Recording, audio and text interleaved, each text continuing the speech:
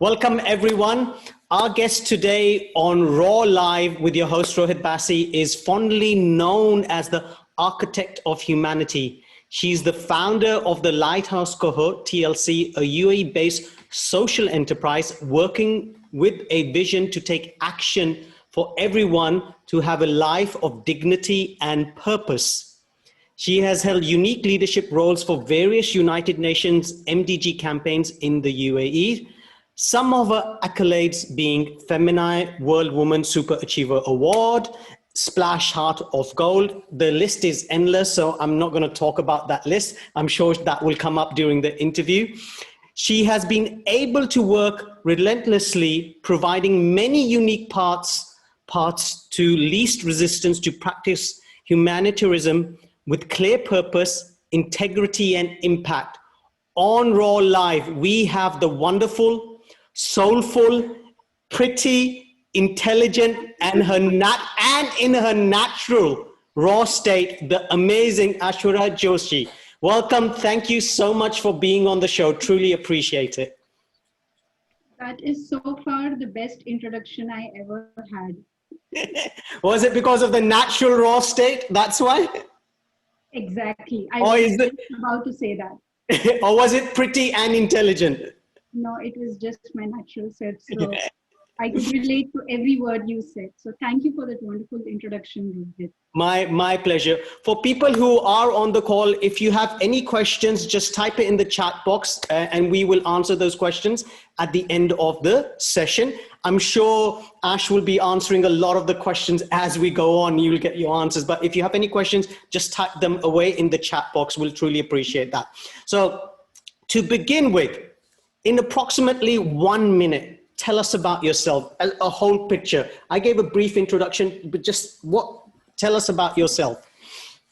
Well, to start with, my name is Aishwarya Joshi, and I carry prosperity and future in my name. So I don't know why my parents named me that, but maybe they saw something coming.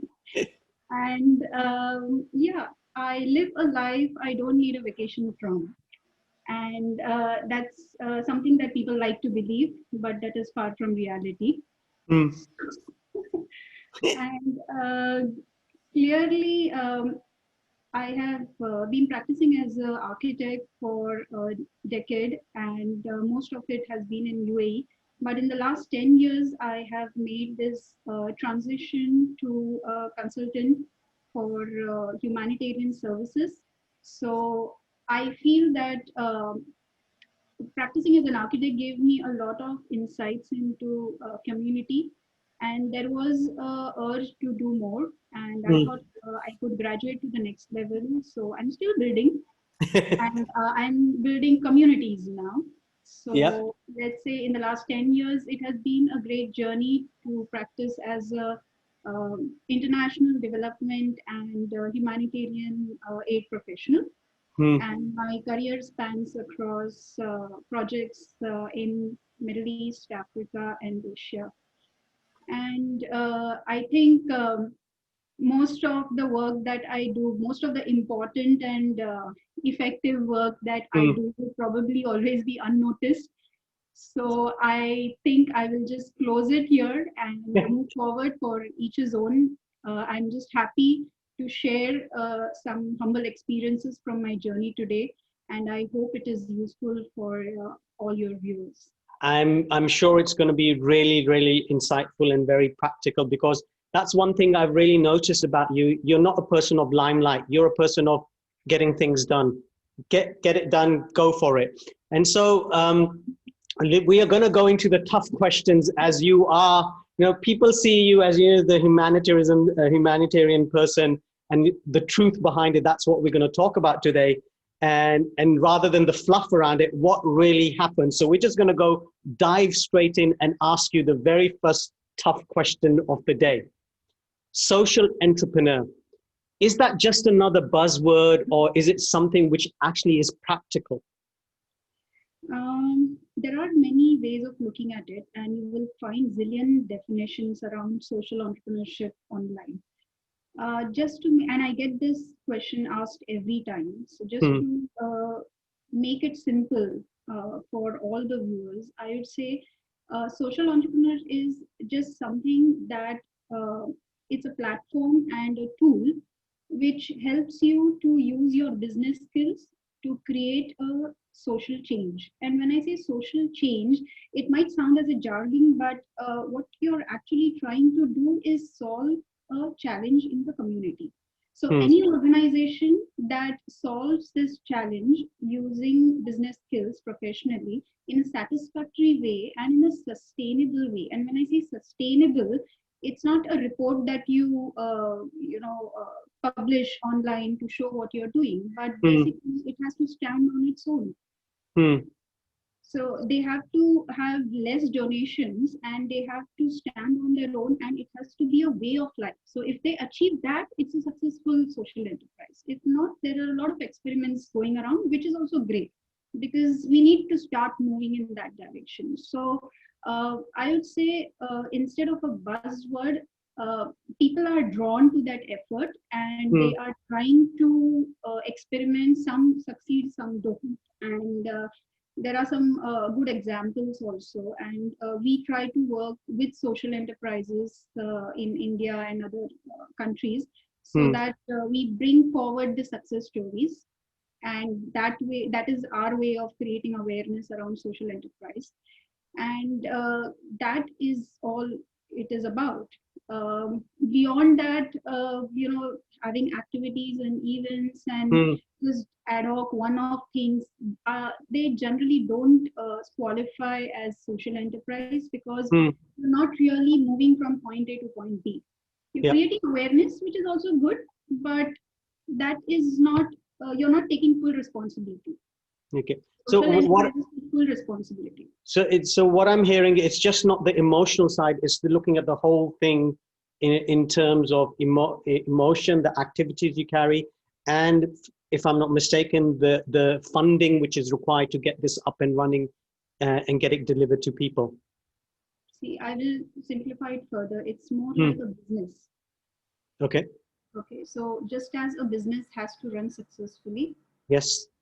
social enterprise has to run successfully. In a Okay. business, the only difference is in a business you have a service or a product or something. Here you are trying to solve a challenge that is going to create some impact in the community. And if you succeed, then it becomes a way of life, and then it turns into yet another activity which can be part of the mainstream. Okay. So then that way, you are actually running your business ethically and correctly and in a sustainable way. It becomes that kind of example. So that's why it's been given a separate space so that we Hmm. look at it separately and we draw attention. So we have a long way to go, but we Hmm. have enough reasons to believe that it will work. I mean, there's a lot of great It's work work which in you. progress. Yeah. Yeah, I mean, and I can see that you've done a lot of great work through the years, and which comes to the next question is you focus on humanitarianism. What is this all about? Can you be more detailed about? I hear this a lot of times, but there's a lot of fluff around it, rather than being. What does it actually really entail? What is the juice of it? I think before we get into humanitarianism, it will be good to understand why we work around cohorts. Okay, Yeah, so that might put some things in perspective. great. So to start with, yeah, I remember you had asked me this question once that what do you mean by stereotype giving? Yeah. Yeah, so I think I'll take this opportunity to address that. And stereotype giving is, yes, a traditional form of giving, but what do you mean by that? It's not like I'm trying to change the whole industry or revolutionize the industry and trying to point fingers. No, uh, the stereotype giving is mainly focusing on what is wrong in the community. Hmm. So there is a lot of talk about this is wrong, that is wrong, let's fix this, let's fix that. Hmm. Okay. So, and I picked up this approach sometime in during recession, that is 2009. That's when I was making my transition, and I was trying to understand that how can I be part of this movement in a way where I can contribute where it is required using my skills, and really make some change. So obviously at that time my thoughts were quite random, but over a period of time I would say that the reason, by the time I set up the Lighthouse Cohort, it was like 4 years after I started thinking. And moreover, thanks to the Acumen Social Enterprise Competition, where this idea was among the top 10 in Dubai, so that gave a framework for me to work around. So instead of focusing on what is wrong, what we do is we focus on what is strong. Okay. Okay. And we try to look at solutions with the strengths that are available at grassroots. Okay. So that is the main thought behind setting up the lighthouse. And how can we do this? We can be a lighthouse for many of them. Now, we alone cannot solve everything. So you need people. And at the same time, it is very important to note that the whole aid industry has been operating again in a stereotype manner, which means that there is always some external intervention. Okay. And now the intervention has increased so much that the people who are on ground, most of them have lost this belief that they can change their own community. So they are waiting for this right amount of money and the right person to come there and change their life. So, which is not a very healthy environment, right? So there has to be some engagement from the beneficiaries. There has to be engagement from grassroots. And that is why we thought that we need to form a cohort. Okay. So that is something which brought together the idea of Lighthouse Cohort. So then that they become lighthouses for each other. They share that knowledge, they bring that humanitarianism together, and they together try to solve this problem. Because humanitarianism is not something which you have to practice within an organization or for an NGO or take some time out. It's a way of life. You have to practice it every day. You have to take ownership for this every day. And that is what the cohorts do. And Lighthouse Cohort brings together the correct people. We divide it in three categories. One is, we call them the community builders, which could be people like you or somebody else, who have the skills to leverage companies, community groups, anything. It all depends on which cause we are trying to solve. And we put them together with grassroots players, and we put them together with the beneficiaries. And then together they have this whole interaction, not a one-off, but it could be a time-bound project where they solve a problem. So it is their gift to the community. That's how they work together. And I feel that whatever we do automatically translates into humanitarianism. So we don't really go around trying to be humanitarian.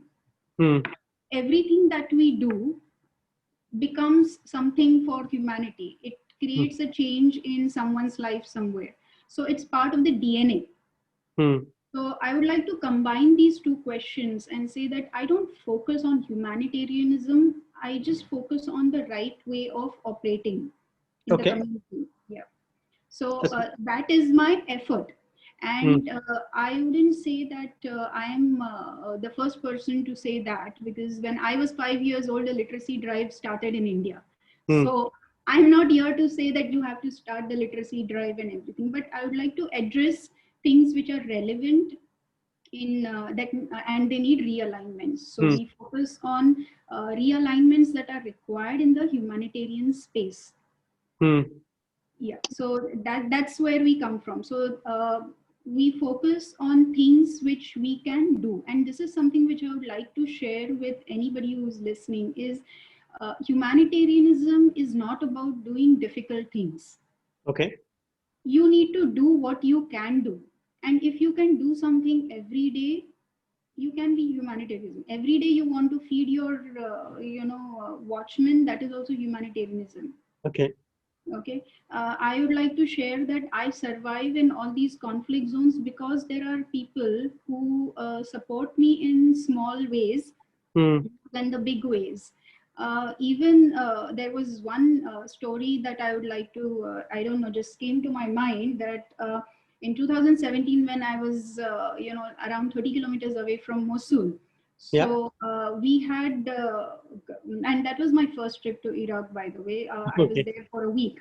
And I, I went with no assumptions, of course. Hmm. And we went to this particular camp where the UN was setting up around 1500 tents because they knew that people had fled and they could reach there anytime.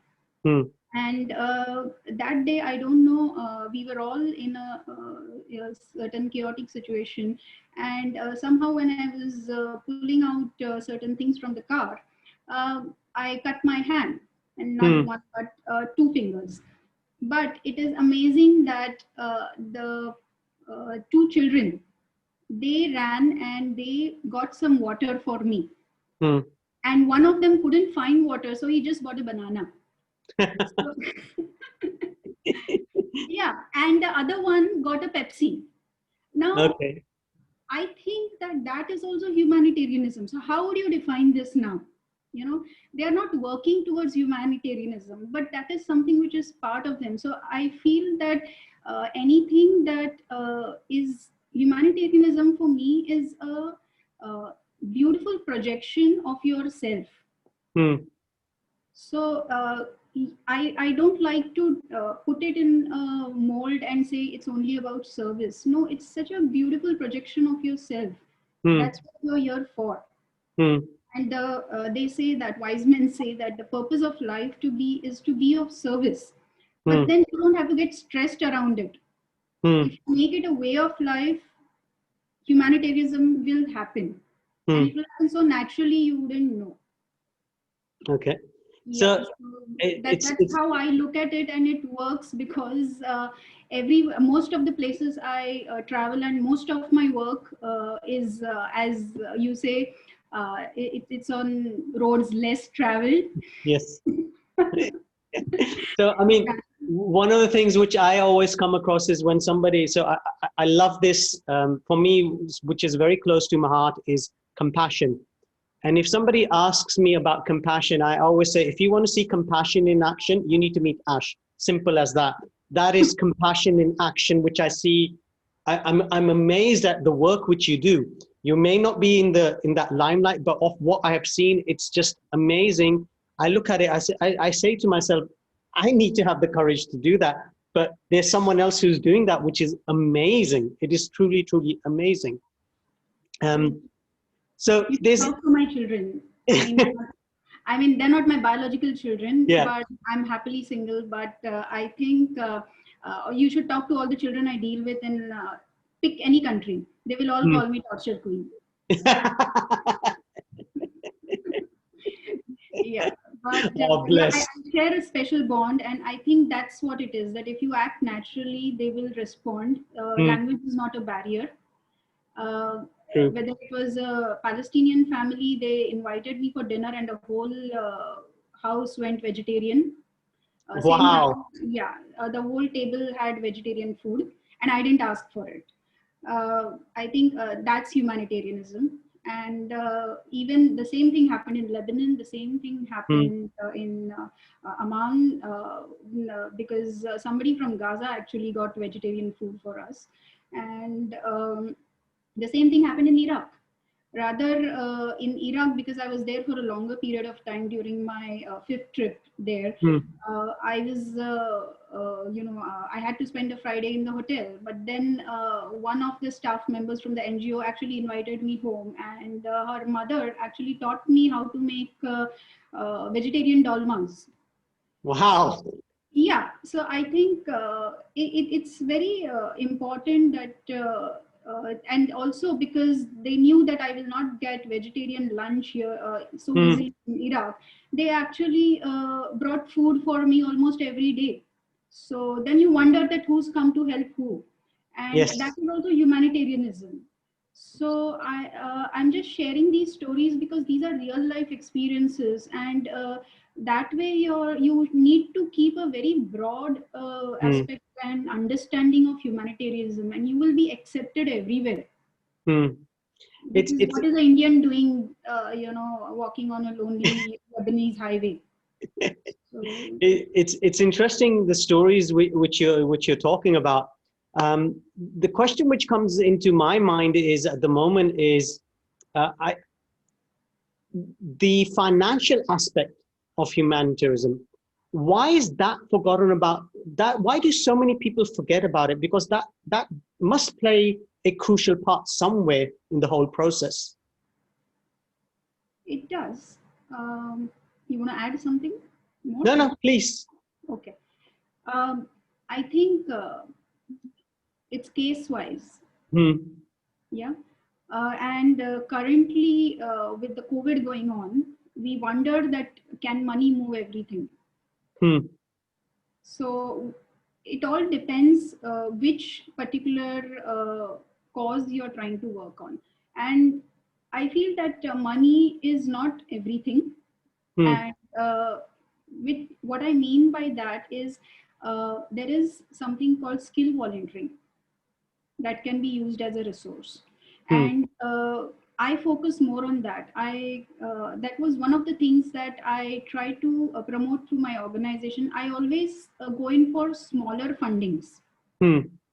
I don't go for the 1 million, 1 billion, and things like Hmm. that. Nothing wrong Hmm. with it. Big organizations have their expenses and they have to take care because they're spread out in different countries, and sometimes that is required. Hmm. My focus is around working with smaller organizations who are Hmm. really trying to find footing and doing a good job and Hmm. bring them to a level where they can sustain and they can do better work.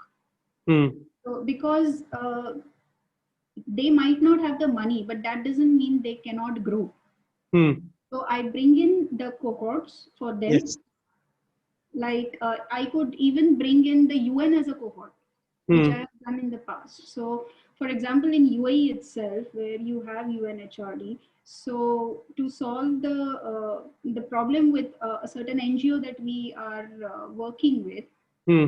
they had a transport problem, and obviously they didn't have the money to Yep. store the Hmm. goods, but they had the goods coming in through Hmm. different donors. Okay, so now what is the solution to that? So the solution to that is most of the organizations will raise funds and say, okay, we need to have a Yes. store, a warehouse, and we need to pay the rent and things like that. But there Hmm. are smarter ways of doing it. Hmm. Okay, the smarter way of doing it is I got them registered under UNHRD. I got them qualified. Hmm. And how to get them qualified is Lighthouse Cohort skill and Hmm. expertise. Hmm. Okay, and because of that, they have 18 months of free storage space Hmm. in NHRD where they can bring in the goods, and within 3 to 4 months, generally they are out of the Hmm. warehouse. So really, they don't have to pay anything. And Okay. plus, when you have a UN logo, customs and things like that become easy. Hmm. So it's a win-win at Hmm. many levels. So, and they don't have to pay for the warehouse. Imagine if they had to pay for the huge warehouse that UN has, they would Hmm. be spending so much money. Now the same money is diverted somewhere else. It can save In a child. So very. there are different ways to work Hmm. around this, and that is why I felt that there was a need for someone to create such interventions Hmm. and bring attention to the fact that you don't need money for everything. Hmm. So, That's what I feel. so with what you're doing, the way you're working, how is this approach changing the landscape of the work which you do? Uh, More people are able to participate in this. Uh, Okay.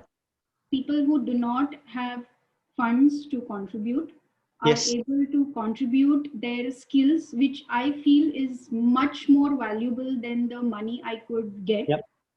Because again, for example, recently we got Hilton on board, and the Hilton's talent team helped to restructure NGOs. And the working of NGO. So I feel that that is long term. If we had to hire someone to do that so that they deliver better, and we utilize the period of this COVID to do this. So that way, anyways, their operations were on hold, but that doesn't mean they cannot operate. So this time was utilized to fix their structure, and the volunteering helped. So if you put a dollar value, it will go very high to hire someone to fix the structure. But this is something which we got together for that organization, and it's going to stay for ever. Yeah. And that's where, and the people who participated, they also got insights. So I would weave it back to the start of the conversation where I said that the cohort helps to get insight into both the worlds. They get to have an insight in both the worlds. So on this note, I would like to say that this whole idea of one group trying to save the world, this is also something that I'm trying to, I'm trying to create a small disruption in my own way. So I'm standing on the shoulders of giants, but why not? I mean, this is my little contribution. Even if I create that disruption once, twice, thrice, I'm still saving lives. And I'm creating a new value system. So I feel that we need to come together as a community, and that is also very important. So to answer your question, that is changing, and that change is required. Now with COVID, we have understood that the wars have taken a backseat to some extent when borders were closed. So I feel that community or even our planet is not something where we go and do something for some time. We belong there. We are part of it. Yes.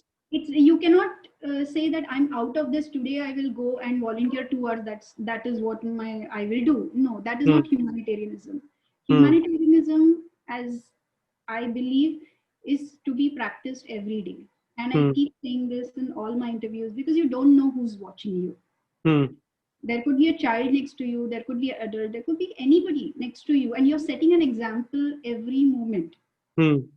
So if you're doing something wrong, you're to be blamed. So that is also part of responsibility. So CSR, for corporate social responsibility, is not just something where corporates do or at a certain period of time. They have to do it every day with all their colleagues, and they need to feel, everybody needs to feel that they are responsible for each other. So CSR can be corporate social responsibility, it can be community's social responsibility also.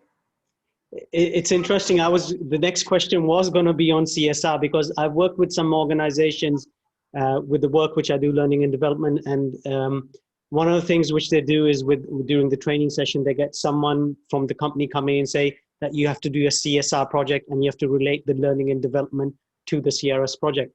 But one thing which I always notice about it, something is missed. It's like, it's just a project and that's the end of it. How can we expand this, like you're saying, to make it a daily practice rather than one project done, finish, and it's over, done, but make it daily practice? How can we do that?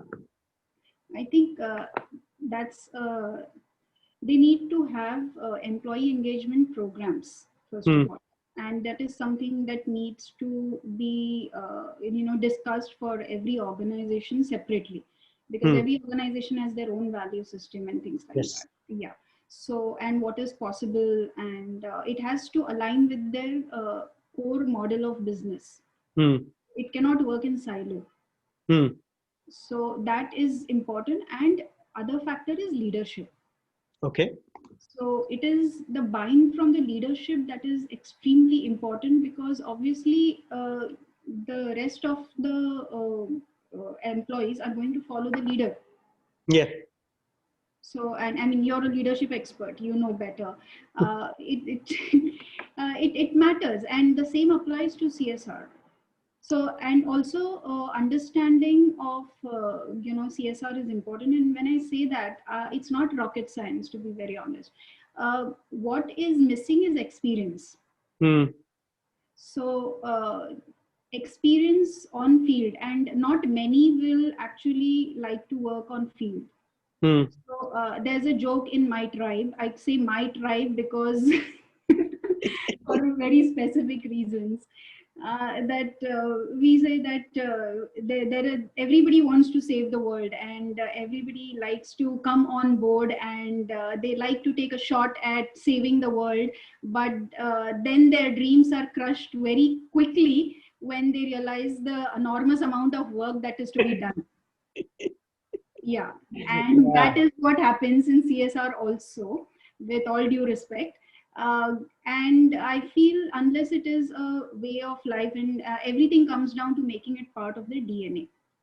Hmm. So there has to be a certain system where they can make it part of their DNA. And maybe post COVID, people will be more receptive towards it, Hmm. uh, because we are also working on a project where we are trying to pitch for disaster management or risk management, when for the blue collar community, when it comes to things like that, how to Hmm. take care of them. Okay. And I think people should travel more, not just for work. People should travel and really spend some time with the beneficiaries, even if it's one day. Hmm. Now with the Zoom calls and all these online technology gaining momentum, I think this is a good time to really get some insights. Hmm. And I'm happy to share that we actually took this opportunity to do something like that, Hmm. because we started this program in June, where we connected the children from UAE, 11 Yeah. children from UAE, with 11 children in a rural village in India. Yeah. And in the last 3 months, they have been talking to each other thrice in a week, 20 to 30 minutes each session. Hmm. They have one mentor in each WhatsApp group. So there are Hmm. 11 WhatsApp groups. And they are trying to achieve three objectives. One is a short term goal, one is a long term goal, Hmm. and one is their vision board. So Okay. it's amazing how these two children, seventh, eighth, ninth grade, that's the age bracket, Yep. how these two children are exchanging notes. And maybe a child sitting in Abu Dhabi is Hmm. showing the child sitting in a farm, the tall buildings, while this child is showing him the his what he calls is, look mera ox dekho. So huh. And also my look, this is my small little well, and my ox drinks water from this. Yes.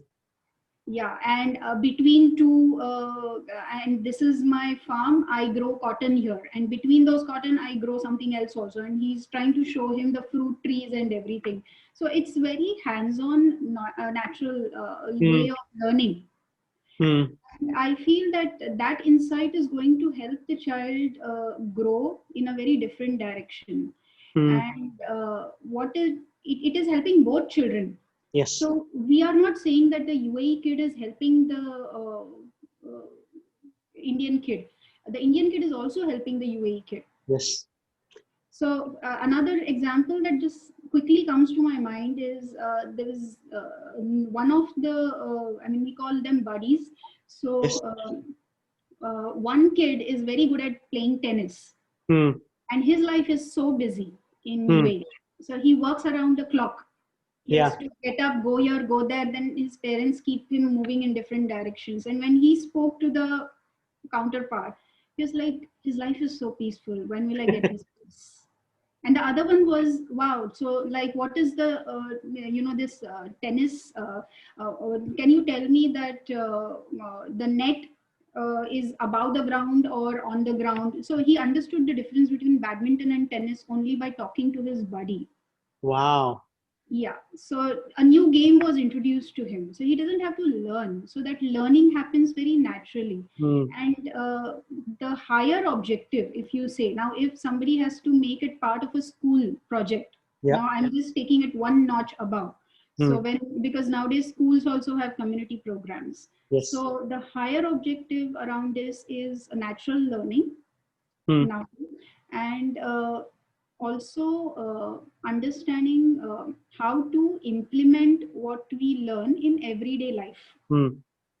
And for the children in rural areas, we are trying to address this particular age group so that they don't turn into blue collar. We are showing them a world which is Hmm. possible. We are Hmm. opening a world of possibilities to them.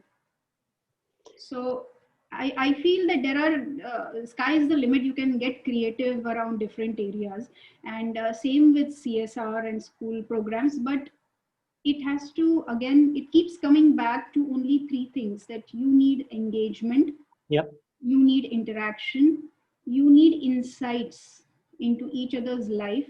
Hmm. You do not have the right to make decisions for someone without understanding what he needs, and that backfires.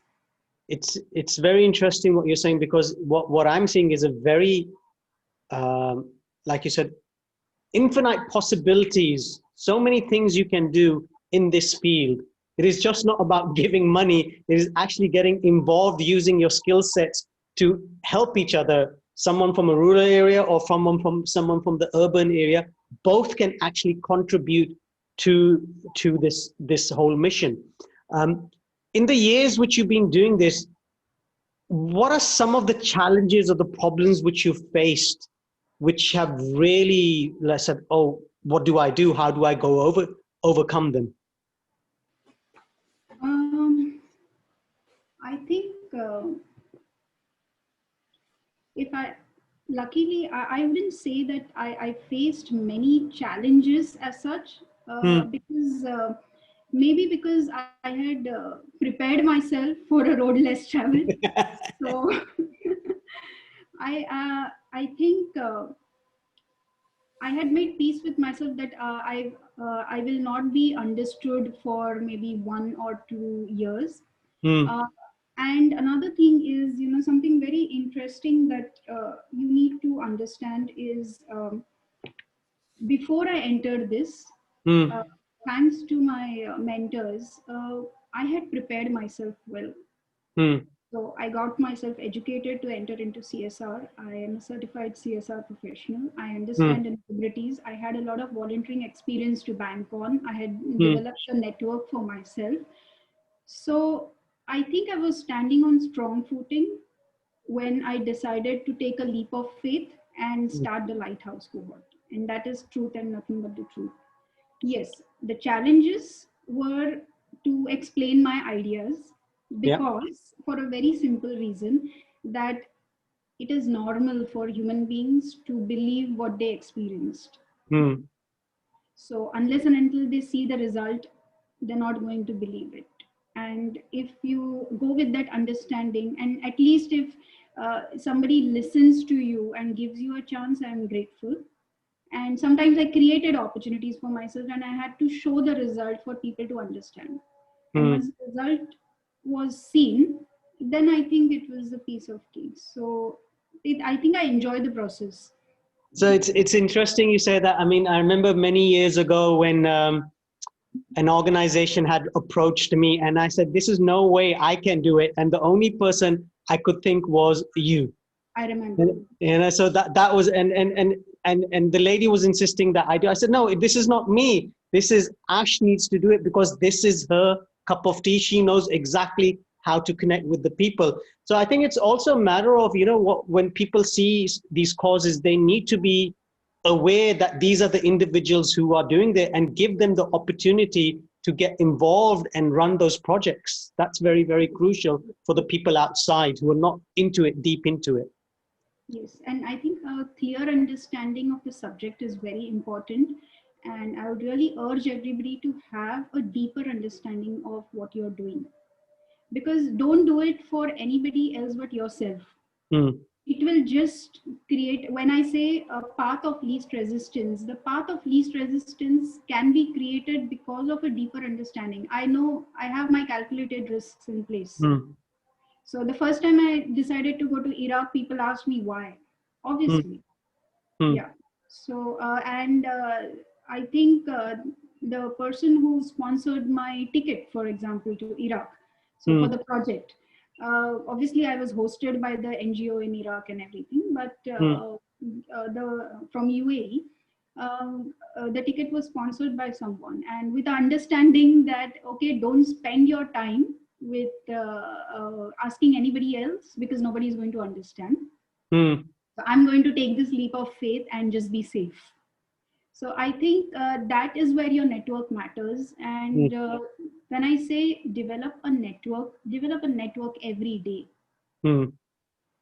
There is, I have to tell you that this is a unique career path. Yes. It is, and I'm not going to lie about it. Mm. And uh, one size doesn't fit all. Again, So, that is the truth. But yeah. but you need to depend on serendipity. Mm. And people who have managed to, again, I'll go back to the word tribe. People in my tribe will, understand this. You find inspiration at various in all odd locations. You know, Mm. so obviously, even I had my own story, and I won't spend time on explaining that right now. Yeah. But yeah, you need to find that inspiration where you need to have a clear understanding of why do you want to do this. Mm. So it is not as simple as becoming a doctor or becoming an engineer. It doesn't come with any signposts. It's interesting you're saying this, because my next question is, if someone wants to make a way of living through such a cause, Yeah, what would be the skill sets they will require? What are the skill sets required? Because see, look, you're a Virgo, you're naturally prepare for everything. Everything has to be right place, and then you'll go and move forward. But not everyone's going to be like you. So what would you, how would you guide them on what skill sets are required? Because this is a very intriguing professional career. it is. And it comes with a lot of responsibilities. So first Mm. of all, first thing is responsibility. And the thing about responsibility, which I say in all my speeches, is that it cannot be given, it has to be taken. So if you're waiting for someone to come and give you some responsibility and do something, that's not going to happen. Okay. Yeah. So if you think you're responsible and you have a self drive to be responsible, you have hope. So that is the first primary quality, I would say, that a person needs to have.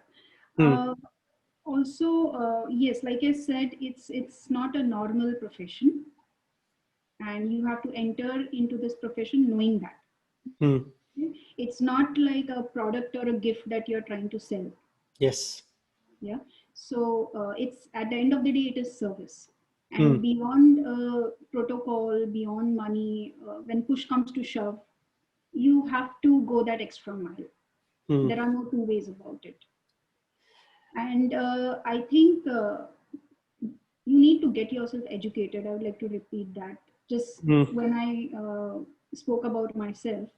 So you need to equip yourself with whatever you want to get into. Mm. So, and combined with that, I would say you need to be passionate, Mm. yes, but then your passion should be more like your why. Mm. You shouldn't be a headless chicken trying to passionately trying to do something. That's a Okay. recipe for disaster. Mm. Your passion should be combined with perseverance Mm. and dispassion also. Okay. So when I said I'm a torture queen, sometimes I have to be dispassionate, keep my Mm. compassion aside, and really address the problem for what it is. Mm. That's a skill. You develop it along the way. And Mm. I've also learned it. It's happened over a period of time. But you should be ready to have this passion combined with perseverance to do Mm. something. For example, and most important is you should be able to bring some value to the table. Mm. So it could be in terms of your skill, it could be an idea, it could be, something like maybe even proposal writing, which is like a evergreen area. Yeah. Yeah. So you need to have that skill set, and you should be able to use that for humanity. So again, to give you an example, when I started as an architect, design was my forte. Hmm. Project management was my forte. Yep. Partnerships was my forte, and strategy was my forte. So what am I doing anyways? When I'm putting together a cohort, I'm Yes. using strategy. Hmm. I'm using the correct partnerships together. And maybe after I answer this question, I'll talk a little bit on what partnerships are all about. Hmm. Uh, and I am creating a project or a program that is sometimes required to implement a strategy. Hmm. Then I'm picking it up separately and managing it as a project. Hmm. So there are these different levels, and I play around with it. I do all permutation combinations as and Yes. when required. See, because development is different in different countries. So if somebody has to follow a career, they have to follow it aligned with their country. Hmm. I'll give you one more example. Is that I call her my partner in crime in Iraq for all the Okay. good reasons. Yeah, a 25-year-old girl. Hmm. Very smart and good at her work. But she's struggling to do her masters. Okay. So the intention is there. I had connected her to a mentor in UAE also, and we went through a certain process with Hmm. her. But the universities in Iraq do not offer XYZ things. Without, I'll spare you the details. But Yep. uh, she needs to move to either Turkey or somewhere else to actually finish her masters. Okay. So in spite of having a experience Hmm. in Iraq, right? So for anybody trying to do something in this field, your country of origin matters. Hmm. Okay, so that is one. Another is you have to love what you do. Hmm. And this is not philosophical, because you really have to love what you do, because if you don't, you'll end up in a space that you don't want to be in. Hmm. So when I spoke about passion and I said you need to know your why is basically, why do you want to solve this anyways? Like maybe I'm more passionate about maybe education or healing, let's say. Uh, Hmm. Somebody else is more passionate about environment. Yeah. Maybe I'm not as passionate about environment as that person. Okay, Yeah. so his passion or his why is around that. Hmm. So because in this field, I want to openly say that you will be kicked too many times. Hmm. You will face a lot of rejection, Hmm. and you have to be ready to keep trying. Hmm. Okay? And then when you wake up in the morning, for example, you need to remind yourself that, okay, why do I want to do this? And then someday you will have your eureka moment where you can spin around the situation and solve something. Hmm. So just like any other things, the transformation takes time because you have to keep working at every Hmm. step. Hmm. So when I wanted to change things in Iraq, it took me around 8 months to build a system Hmm. and then implement a project. Hmm. And I had to educate the staff also Yep. in different ways. All of them I had to educate in different ways. I had to bring in different cohorts to do that. Yep. So anybody who wants to follow this career, yes, there are certain degrees now. When I started, CSR was not booming, Hmm. but now every country has different things to offer. So if you are in a Scandinavian country, you have a Hmm. whole lot of things to choose from. Hmm. You have a lot of things around SDGs and business for good, because the whole concept is quite mature. Hmm. US, you have universities offering you different courses in international development, humanitarian aid, disaster management, environmental science, even geography, and you know how geography affects the conflict Yep. areas and things like that. Even UK offers a lot of different Hmm. subjects. India, the game is different because you have taxation laws around that. So Hmm. somebody who's good at accounting can think of utilizing those skills in that direction. Okay. So I would say that if you keep the soft skills as your foundation of this, Yes. because the technical skills you will be able to master immediately, but it's the other skills that are very important, especially in a humanitarian Hmm. sphere, that will be game changers for you. Okay. Yeah, If so if anybody without this is at a risk. so soft skills really do matter in this industry.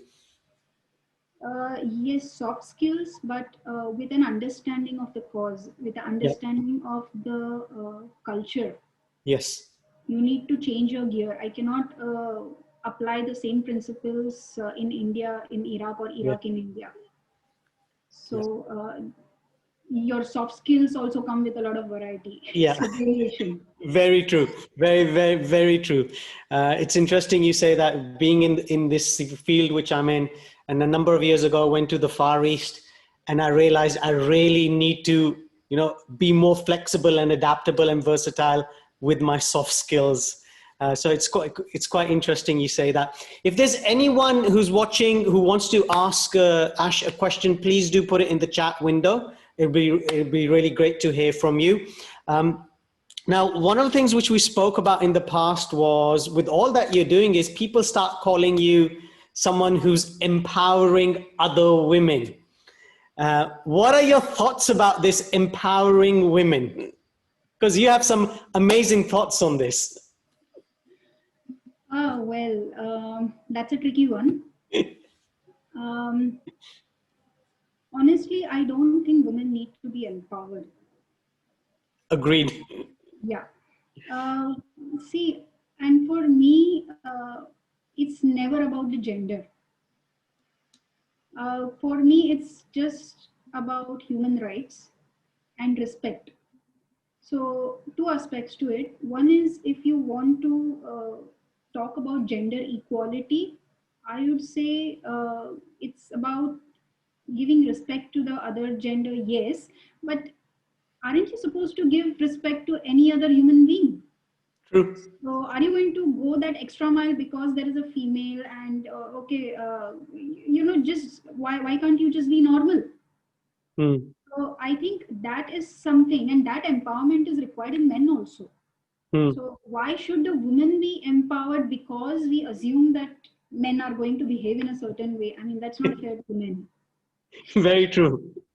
right? And Yes. I think I'm more about empowering the boys at a young age. Hmm.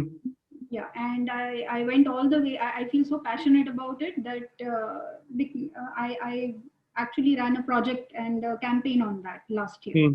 So Hmm. it's all about good men versus just educated men. Yeah, and we focused on educating the boys Hmm. in rural areas. Yes, we Hmm. understand the shortcomings of the marginalized community, where it is more of a patriarchal system and everything. Hmm. So why not empower the men so that they support the women? Why should Hmm. the women be empowered all the time to face this adversity? Or we have certain programs which we have planned after COVID, where we want to bring in couples, Yep. yeah, and then show that respect. So for me, women, and I still remember, I like to give this example everywhere, so please, if you allow me, Please go for it.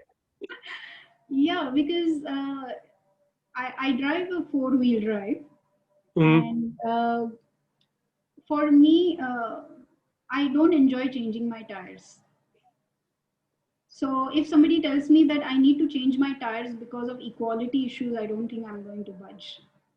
So for me, it is very important that every person gets to do what they have to do. Yes, there are certain communities around the world where a little bit of awareness and certain changes are required. Obviously, there is domestic violence that exists, Hmm. and I'm not denying that, where awareness and empowerment is for the community itself. Hmm. And yes, self defense and things like that are required in certain communities, again, where the violence is more. Hmm. And again, that violence will not happen in the first place if the communities were empowered. Hmm. So that is what we are trying to do. So we are trying to address problems at the source. Hmm. And this will happen only when you bring a conversation between cohorts again. Okay. Because trust me, when we had done these programs, I conducted my first workshop for men in 2019. Wow. Yeah, in a refugee camp. And it's amazing the kind of things they shared and the kind of things they want to change in their community for their own daughters. Hmm. So I think they have a perspective, and we came up with a very nice plan to actually implement it in that particular camp. Hmm. So that is the power of a cohort. And now we live in times where you can bring together anybody from anywhere. Hmm. So why not bank on that and really fix all the missing links and try to create something more realistic? You can actually save on resources. Hmm. So, which leads on to my next question, and then we'll come to a close of the interview. Is do women need to be served and supported? What are your thoughts? Definitely not served. Support is something, yeah, I need support to change my tires. Yes. Yeah, see, I think women, again, they are wired differently. Hmm. I could be a tomboy, but then most of the women on this planet are wired, and I think just need to respect them as male and female, Hmm. and have normal conversations. And Hmm. this has, again, I would say, should be a change in the community. They Hmm. don't need to be served. I will go back to my first statement: women are strong. Yes. Okay, maybe not physically, but this is not something that stops them from doing. We have women in the Hmm. army and military, and I don't need to say that there's enough evidence around that. But I feel that they are strong in their own way, Hmm. and that has got nothing to do with education. Hmm. Because when I travel to different places, sometimes I'm in awe of the strength of women I see. Hmm. I had refugee women, cry on my shoulder. Hmm. But I don't think I would have, I mean, I would have taken a lot of time to recover from, what she went through. Hmm. So they have strengths. And at that time, she and her sister, although all the men in the family were killed in Hmm. front of their eyes, but they managed to go ahead. And not just that, they found a small baby in the hospital which they adopted. Wow. I mean, what kind of strength is that? That's amazing. Yeah, and they were selling, falafels in the refugee camp to stay alive. So when we talk about strength, women don't need to be served. They will always find a way. Hmm. And there is a reason why they are called a heart of the family. So yes, there is a difference. Hmm. But with times, I think now there is always a switch nowadays. So even men are more compassionate towards Hmm. certain things. We live in those times, and maybe they can carry it to these marginalized communities and walk the talk there. So I don't Brilliant. think women need to be served and supported. I think they need to be understood. True. Very true. So we've got a question for Manmohan. It's quite an interesting question from him. He's asked, Ash, you mentioned that you wanted those kids in India to realize that they need not think of only blue collar jobs. However, the world needs blue collar persons and farmers as much as white collars. Isn't it important to ensure and develop parity between blue and white collar person in terms of respectability, income, sense of fulfillment? What are your thoughts? Very, very good question. Yes, that is definitely a very good question. And I feel that it's all about where are the opportunities available. Hmm. And we cannot, yes, there has to be a balance. Like everybody cannot be humanitarian, everybody cannot start a social enterprise, the world will stop. So obviously, too much of anything is bad. Mm. And to be very honest, there are some children who I have notorious ones who cannot do anything but blue collar jobs. Mm. Let me be honest. Yeah. Okay. And these are, most of them are runaway kids, Mm. where they will try anything, they will not learn. Mm. So there are people who will not do these jobs, but then if they do these vocational jobs, they will be very good at that. Mm. So ultimately, what I'm trying to say is you need to be good at whatever you want to do. You need to Mm. enjoy your job. Mm. So if being that blue collared and being good at your job is something that you enjoy doing without obviously getting exploited, so Yes. that is empowerment. That Mm. when you do a blue collar job also, it is we need to empower them about their rights as well as responsibilities. Mm. It's not a one way traffic. Mm. So it's okay if they do a blue collar job, but there are children who are talented and they need not do this because they do see themselves as a doctor or maybe a Mm. conductor, and they have that urge to do it but never really thought what they could do. Mm. So programs like these give them some insight, and they think beyond a doctor or an engineer also. Yes. So it could be uh, I remember there was one kid who wanted to be he wanted to help people by setting up finance centers. So it was Okay. more like a money lender's job. Yeah. But then he understood that the money lenders in the village were exploiting his villagers.